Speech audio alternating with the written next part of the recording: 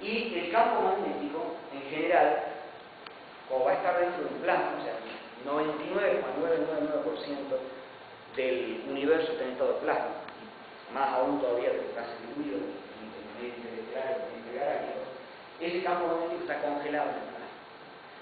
Y es el campo magnético el que va a ser responsable por isotropizar respecto de ese sistema de referencia a la dirección de las partículas.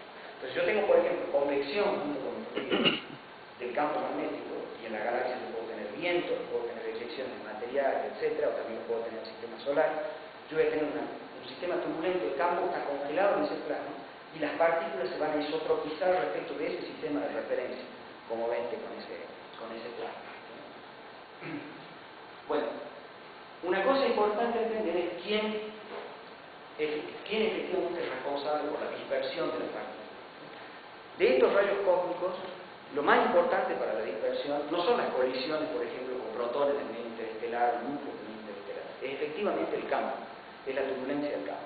Así yo puedo definir una frecuencia de dispersión, a partir de la cual puedo definir un coeficiente de difusión en ángulo de pitch, en el que yo, por ejemplo, cómo varía, ¿sí?, el ángulo entre el momento de la partícula y el campo, ¿sí?, estadísticamente en función del tiempo. Entonces, por ejemplo, el promedio espacial delta de alfa cuadrado, alfa es ese ángulo de pitch, que se llama, que es el ángulo entre el momento y el campo, en función del tiempo. Bueno, una cosa importante que puedo utilizar en forma cualitativa es la siguiente.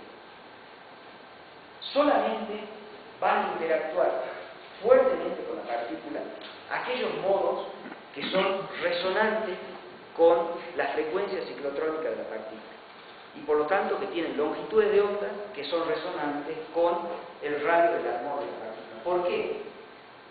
En forma cualitativa, imaginen que la partícula va espiralando en ese campo, ¿sí?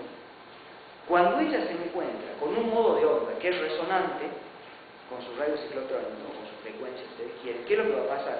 Ella siempre se va a encontrar con el campo en la misma configuración cuando ella tiene el momento en la misma configuración, y lo va a volver a hacer equivalentemente en diferentes posiciones del espacio.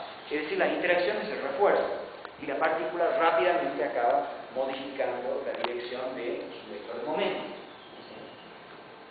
Pero no lo va a hacer eficientemente con partículas que no se, con ondas, disculpa, con modos de onda que no sean resonantes.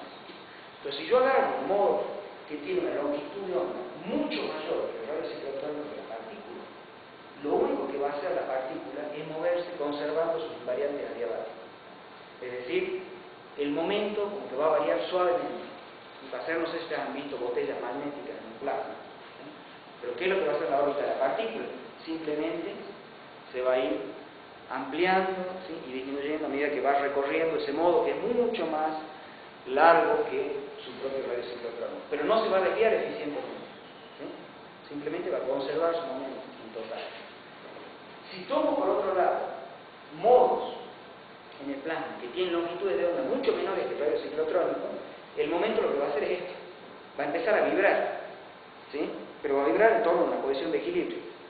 Por lo tanto, tampoco se va a ver modificado eficientemente. Eso quiere decir que los únicos modos que realmente le van a hacer cambiar rápidamente el ángulo de pitch y la pueden hacer rebotar a la partícula y mandarla a otra dirección son los que son resonantes, ¿sí?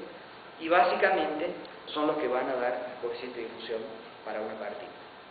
Eso quiere decir que cuando yo tengo un espectro de turbulencia, ese espectro siempre es finito en números de onda, cubre un determinado intervalo.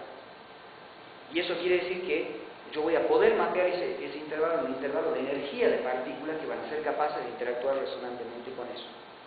Partículas de mayor energía o de menor energía simplemente no van a ser dispersadas eficientemente en ese espectro turbulento, ¿sí? Y eso es un fenómeno muy importante para la propagación de rayos cósmicos.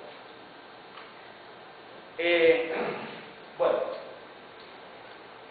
para describir la propagación de estas partículas, entonces, hay que describirlas difusivamente, ¿sí? Es la mejor forma de describirlas a estas energías bajas.